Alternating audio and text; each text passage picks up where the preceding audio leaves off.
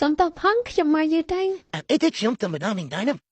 គ្មានអីទេខ្ញុំសួរមិនហឹងចាំចឹង អត់តន់កំងមកហូបទេអីអញ្ចឹងយើងកំងមកហូបសិនទេមកហូបមិនតំមិនកំងផងតំតែម្ដងដូចគ្នាសោះថាអញនិយាយលុយស្អី យើងចង់ញ៉ាំអីក៏មិននឹង ហើយយើងមិនទាន់មកដល់ផងឲ្យខ្ញុំកំងស្អីកំងតាមហូបយើងអត់ចូលចិត្តទេយើងស្ដាយឲ្យខ្ញុំទៀត ថ្មីនេះខ្ញុំឡើងមុននៅលើមុខច្រើនកន្លែងដែរអញ្ចឹងហើយត្រូវខាត់មុខរៀងយូរតិចហើយអញ្ចឹងថ្ងៃនេះយើងកុំញ៉ាំរបស់ហឹលអីខ្លាចឡើងមុនទៀតខ្ញុំមកយឺតដោយសារតែខ្ញុំខំតបតែងមុខឲ្យបានស្អាតដើម្បីមកជួបលោកឯងហ្នឹងកំងស្អីបានកុំឲ្យតែហឹលបានណា ខ្ញុំមិនខ្វល់ពីរឿងនេះទេយើងស្អាតតែប៉ុណ្ណឹង ហើយបានទេកំងមកហូបមក អរគុណឯងចង់ថតរូបសិនណា ខ្ញុំញ៉ាំឯណាញ៉ាំមែនតើណា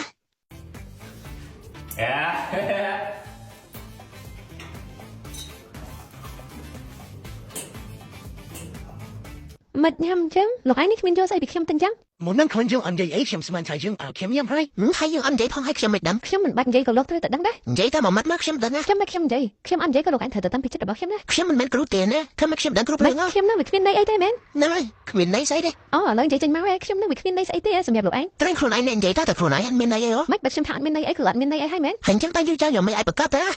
បានខ្ញុំប្រាប់លោកឯងខ្ញុំគ្មានចង់បានស្អីទេមិនបាច់សួរខ្ញុំទៀតទេខ្ញុំគ្មានចង់បានស្អីទាំងអស់ មិនក៏ឲ្យមិនឲ្យសង្ស័យស៊ីមុនទៅអា ឡើយយើងក៏មកថ្មីមកចាំទីទៅបានណា មិនបាច់ទេបាច់គ្នាទេតាមពិតទៅខ្ញុំមិនចង់បានអីទេខ្ញុំគ្រាន់តែចាំឲ្យបងលួងខ្ញុំតែប៉ុណ្ណោះ មកទៅតាមលួងគេវិញ